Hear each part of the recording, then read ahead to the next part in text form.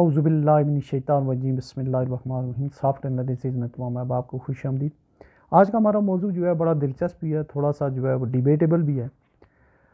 जो कल जनरल मुनीर अफसर साहब, इनको नादरा का चेयरमैन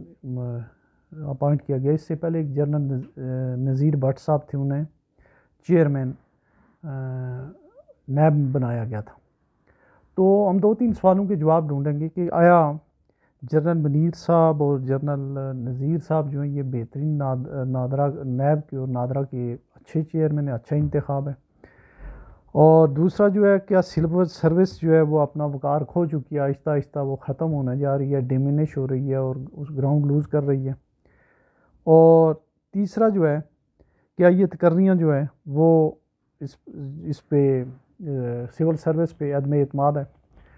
तो पहले जो है हम ये देख लेते हैं कि जो दोनों जनरल साहिबान हैं, बेशुमार और पोस्टों पे भी हैं, तो थोड़ा हम ये मैं उनको जानता नहीं हूँ। सिंपल सी बात यह है कि वो जनरल तो दोनों बहुत अच्छे हैं, इसमें कोई शक नहीं। जो बंदा जनरल के पोस्ट पे पहुँचता है वो बहुत ही ज़बरदस्त, उसने बहुत सारे कोर्सेज किए होते हैं, ट्रेनिंग की होती है, सर जनरल बहुत अच्छे हैं। एज ए चेयरमैन नादरा या चेयरमैन नैब जो है, उनका इंतखाब बिल्कुल ही जो है वो ना तो कोई इतना मेरिट पे है, ना कोई इतना आइडियल है, ना काबिल रश्क है, और ना ही जो है वो सबसे बेहतरीन इंतखाब हैं। प्रोफेशनल लोग इसमें बेशुमार बेहतर से बेहतर मौजूद थे। तो फिर सवाल ये पैदा होता है उन्हें लगाया क्यों गया है। दोनों इम्पॉर्टेंट इदारे हैं, और ये अयूब खान के ज़माने से ये बात आ रही है, ज़िया-उल हक, मुशर्रफ आगे भी, कि इस तरह के इदारों में ऐसे लोग हों, उसमें अगर सिविल सर्विस या प्रोफेशनल लोग होंगे, वो आगे से जो है कुछ ना कुछ अपनी उनकी से होगी, वो आगे से कुछ ना कुछ अपनी इनपुट होगी। तो यहाँ पे जो है, चूँकि आर्मी का जो बंदा होगा उसको डू एज डायरेक्टली जो होगा तो वो उस हिसाब से होगा। तो बेशुमार महकमों में पहले ही फ़ौज बैठी हुई है, सिविल भी हैं, उसमें रिटायर्ड भी हैं और अदर सर्विस भी हैं, तो कोई ऐसा जुर्म भी नहीं है। लेकिन इससे दो बातें हुई हैं कि एक तो जो सिविल ब्यूरोक्रेसी उसके ऊपर मुकम्मल तौर पे अदम एतमाद का इज़हार है। 21वें और 22वें ग्रेड के वो लोग जिनको इदारे मैनेज करने के लिए भर्ती किया गया है, जो इदारे मैनेज करते रहे, उनके ऊपर, और जो अगर प्रोफेशनल लोग हैं आईटी के, उनके ऊपर भी अदम एतमाद है। अच्छा, अब हम ये देखते हैं कि ये दो इदारे हैं क्या, इनका चेयरमैन कैसा होना चाहिए। जैसा जो नैब है, नैब का चेयरमैन या उसमें इन्वेस्टिगेशन और प्रोसिक्यूशन है, वो अदालती तहकीकाती इस तरह का है। किसी भी आर्मी के ऑफिसर को या उनका ये वो नहीं है, वो जंग, लड़ाई, लॉजिस्टिक अरेंजमेंट्स, बाकी स्ट्रेटेजिक उनकी चीज़ें होती हैं, स्कीम्स होती हैं, उनका इससे कोई ताल्लुक़ नहीं होता है। अगर वहाँ पे आप लगाएं किसी 19वें 20वें ग्रेड के बंदे को लगाएं, कोई भी आदमी हो, वो जिसने एज ए कमिश्नर काम किया हो या कहीं एडिशनल सेक्रेटरी या किसी भी लेवल पे, वो बहुत बेहतर मैनेज कर सकता है। लेकिन सबसे जो आइडियल जो उसका इंतखाब है वो ये है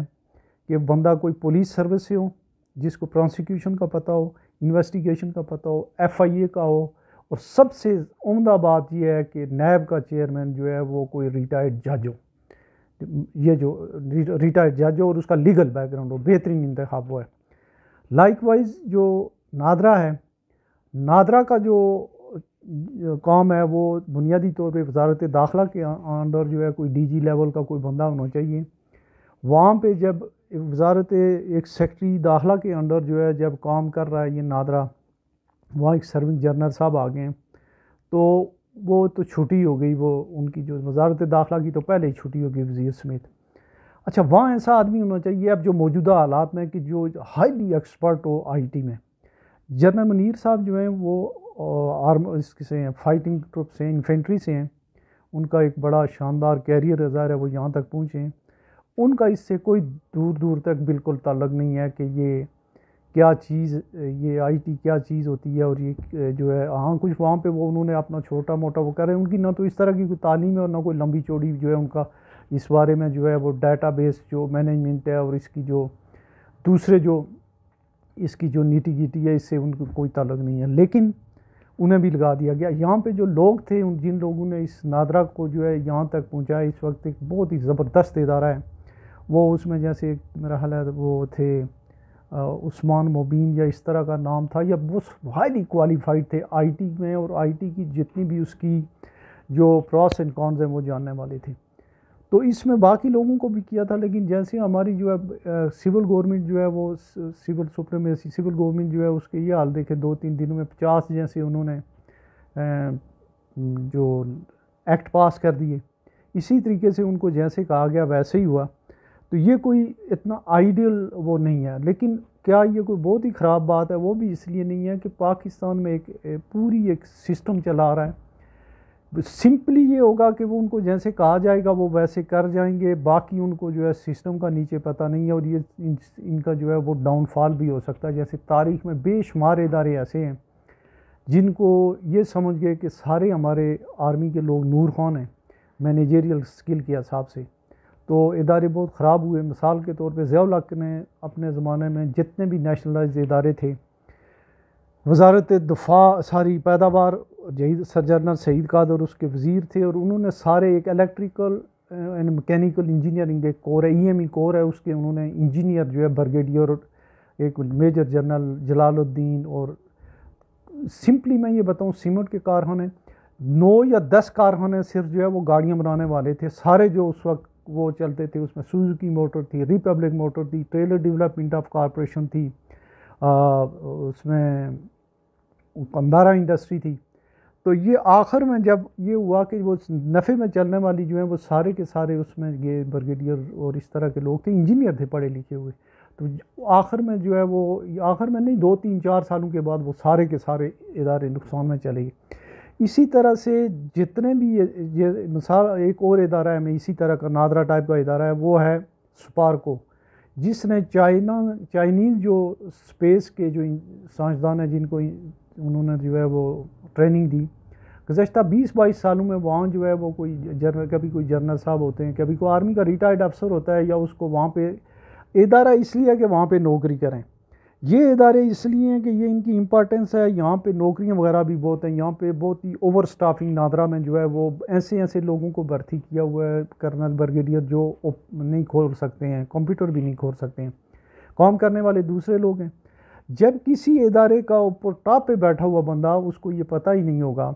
अब स्पार्को में बंदा बैठा हुआ है, उसका साइंस से कोई ताल्लुक़ ही नहीं है, अपर एटमॉस्फेयर से उसका ताल्लुक़ नहीं है, उसका जो है वो स्पेस से कोई ताल्लुक़ नहीं है, उसने काम जो है नेवी में किया है या एयरफोर्स या आर्मी में किया है, तो वो ऐसे ही होगा जैसे स्पार्को का हाल हुआ।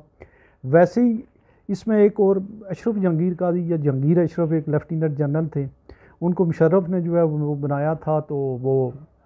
उसने रेलवे के 30-35 या कितने 40 इंजन 2 नंबर ला करके जो है वो कमीशन खा गए थे।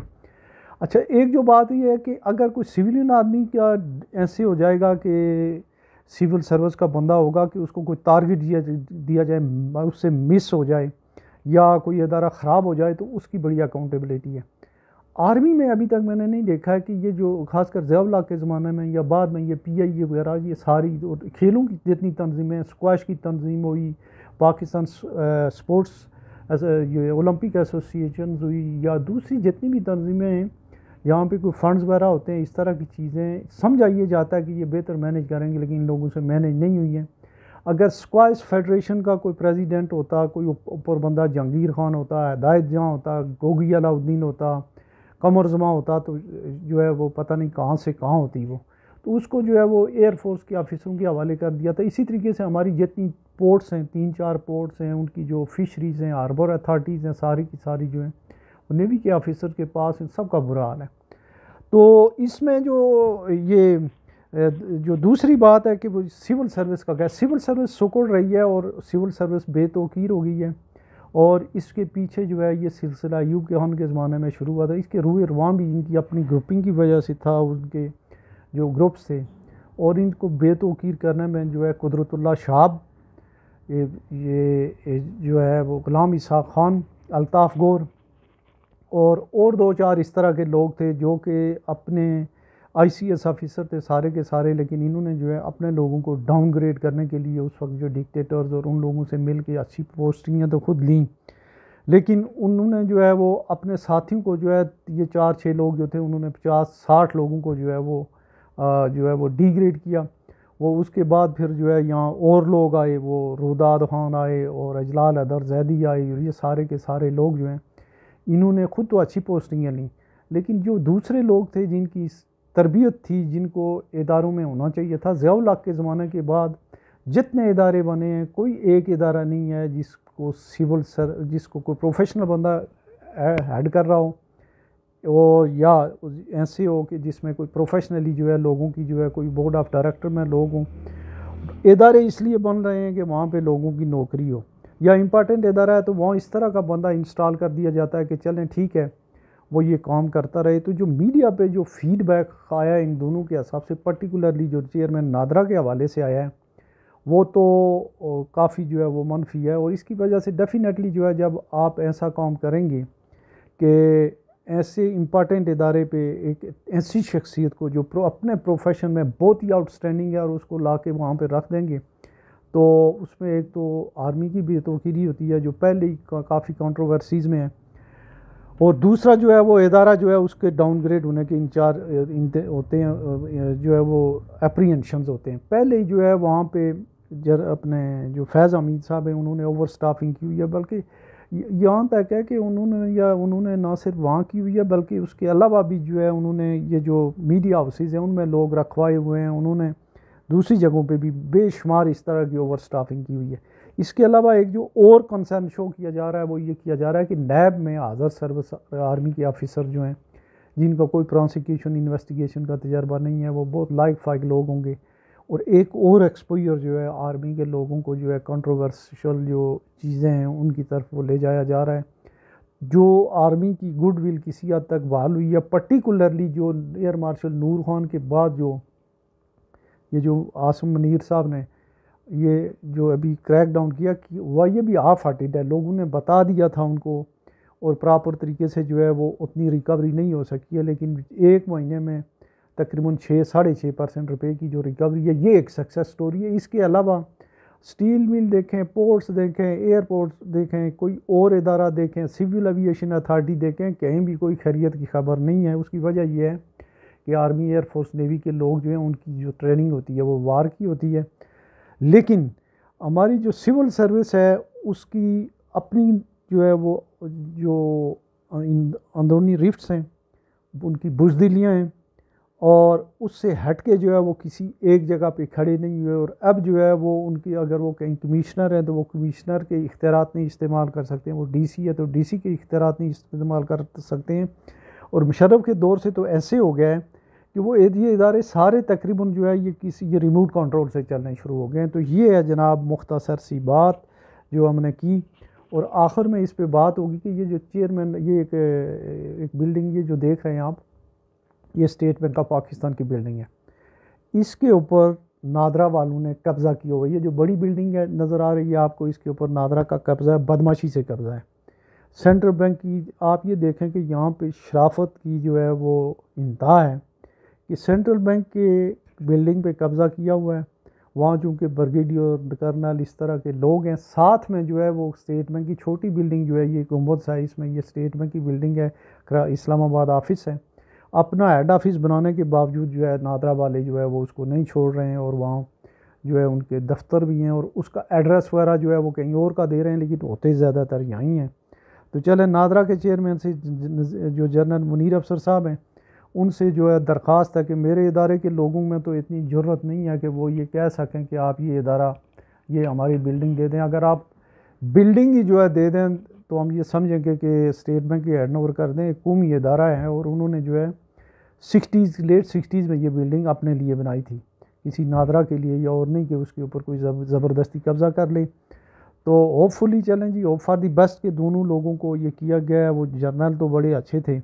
ये उनका एक रियल टेस्ट होगा कि उसको वो किस तरीके से करते हैं, क्योंकि जो काम बंदे का किया हुआ ना हो, जो उसकी फील्ड ना हो, जो उसकी तालीम ना हो, जो उसकी तरबियत ना हो, जिसका एक्सपीरियंस ना हो, उसको काफ़ी मुश्किलात भी होती हैं। और फिर जो ये दोनों इदारे जो हैं, चूँकि आगे इलेक्शन आने वाले हैं, इलेक्शनों में इन दोनों इदारों का बड़ा किरदार होगा। नैब वालों ने बहुत सारे लोगों की पकड़ दकड़ करनी है, और इन्होंने जो है वो लिस्टें और वो DRA किया कि वो चीज़ें बैठाना उठाना, ये जो है वो इसका काम होता है, नादरा का काम है। बहरहाल होपफुली कि ये दोनों इदारे जो है गैर जानबदार रहेंगे और अपनी प्राइड जो है उसको जो है वो और गुडविल को जो है इन्हांस करेंगे। आज इतना ही, अल्लाह हाफिज़।